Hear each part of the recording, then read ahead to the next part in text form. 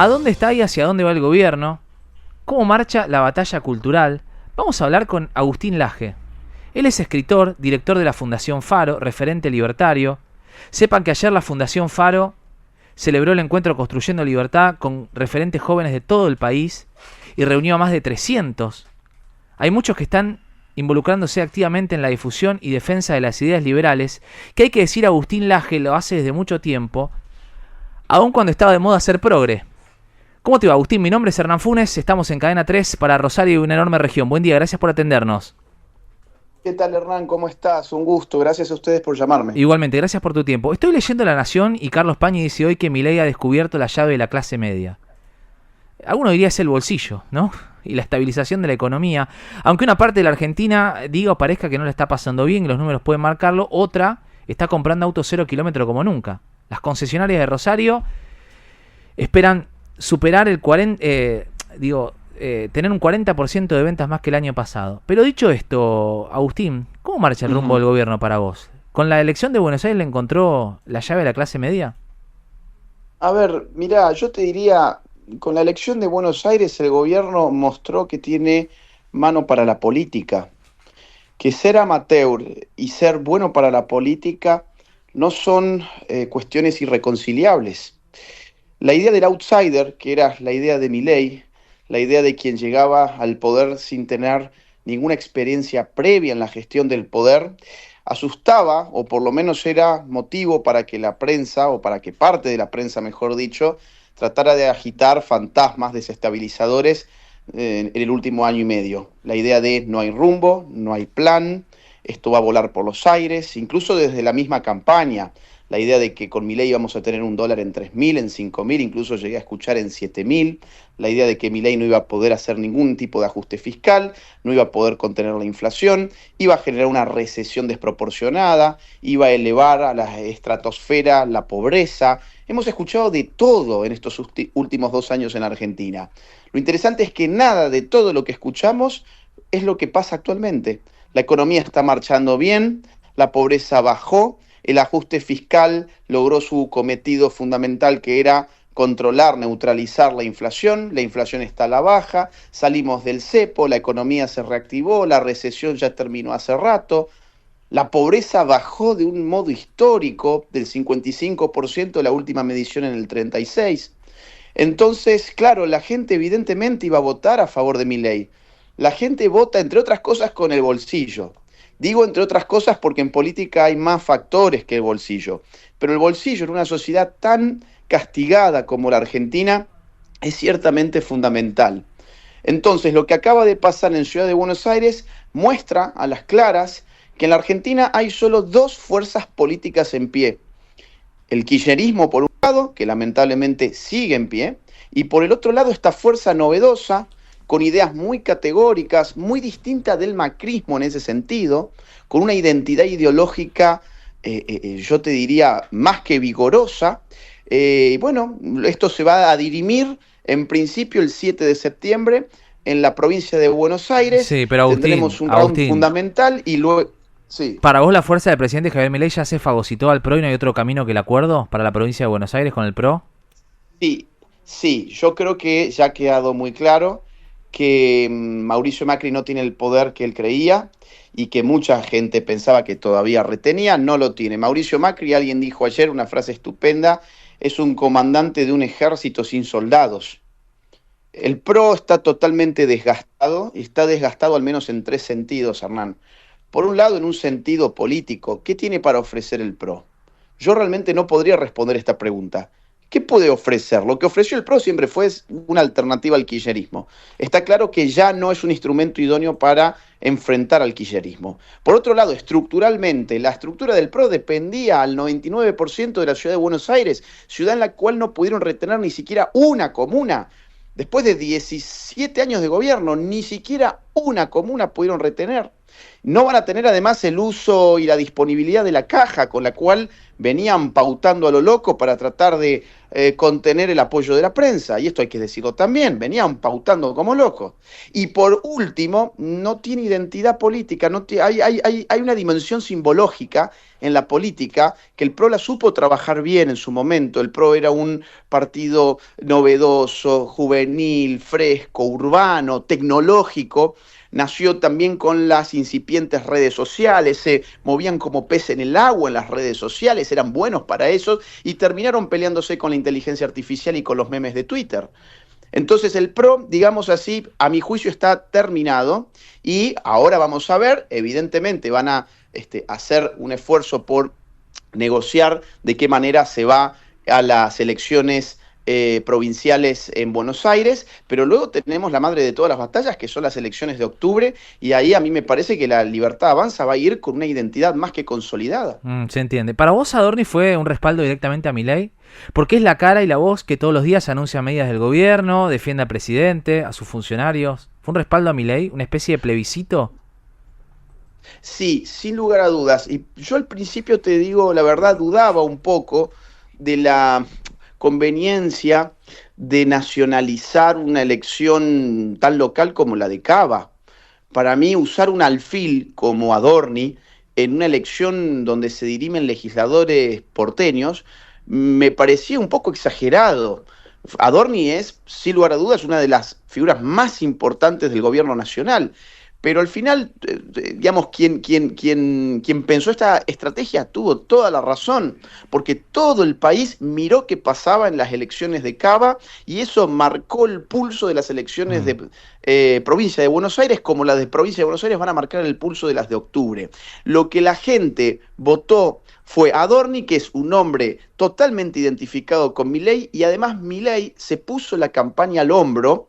Él fue a recorrer calles junto a Adorni, él hizo el acto en el escenario junto con Adorni y el día del triunfo habló tanto Adorni como Karina Milei como Javier Milei. La gente votó a Adorni para apoyar a Milei hasta tal punto que el eslogan de campaña fue Adorni es Milei. Con lo cual sí, fue una suerte de referéndum o de plebiscito. Es Agustín Laje, intelectual libertario, licenciado en Ciencia Política, magíster en Filosofía.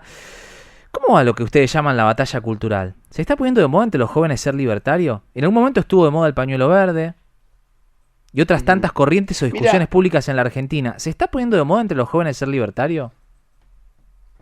Mira, vos en tu gentil introducción dijiste algo que ves que yo vengo de hace mucho tiempo con estas ideas.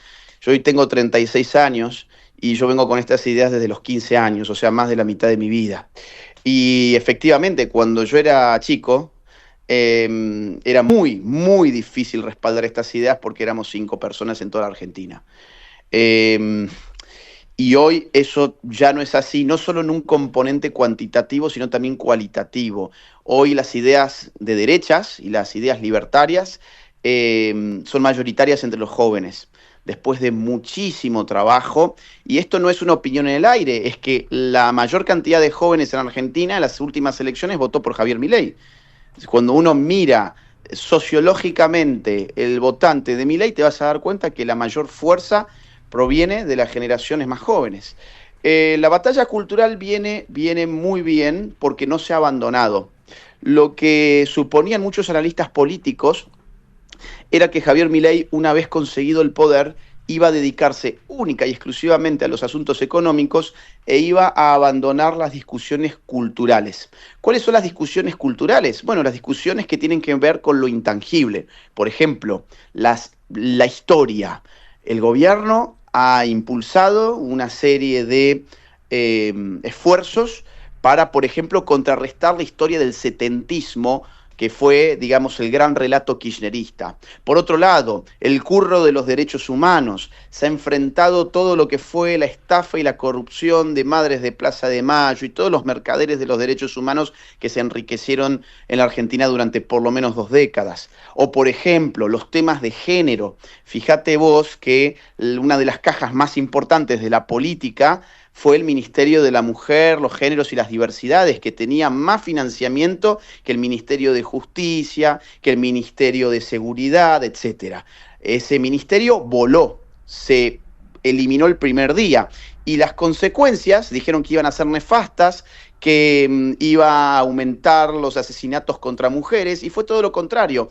Luego de una década, el primer año en que bajan los asesinatos contra mujeres fue en el primer año de gobierno de Milei, que cayó alrededor de un 16 o 17%. Hoy nos acabamos de enterar también que las agresiones sexuales en la Argentina se han reducido de una manera notable en el último año de gobierno de Javier Milei. Entonces, cuando vos ves tema feminismo, tema historia, tema género, tema derechos humanos, el pañuelito verde, antes de ayer en una intervención pública, Milei hablaba de la enorme caída de natalidad, que esto va a ser un gran problema para la Argentina, y seguramente tendremos que replantear y rediscutir temas que han marcado varios años de los últimos en Argentina, como ha sido el tema del aborto. ¿El gobierno va a eliminar el aborto legal?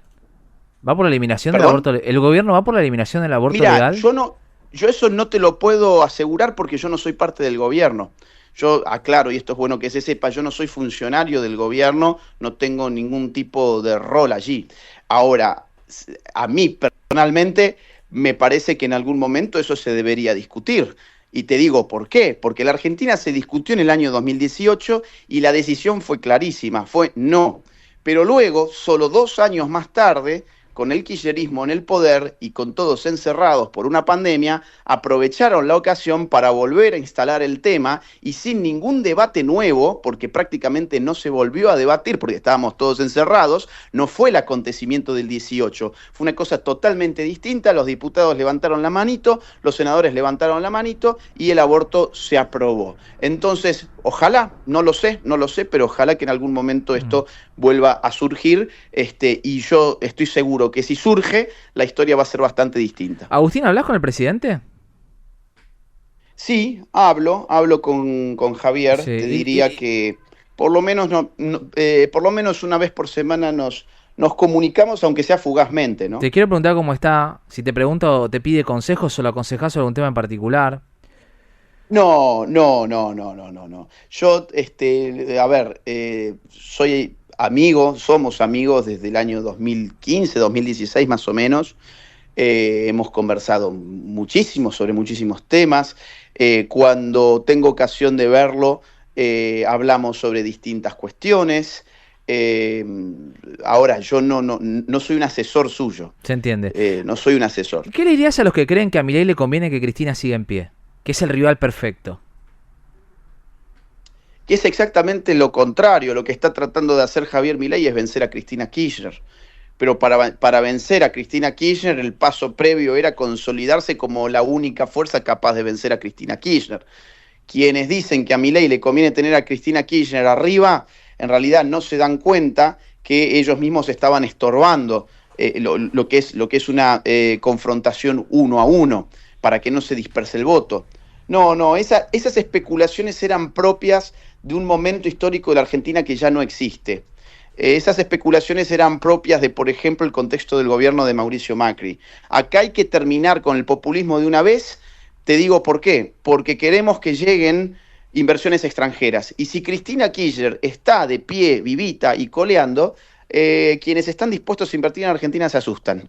A Milei lo último que le puede interesar es que Kirchner sea un rival vital. Cuanto más vitalidad tiene Cristina Kirchner, más se asustan las personas que tienen la posibilidad y la capacidad de invertir en Argentina.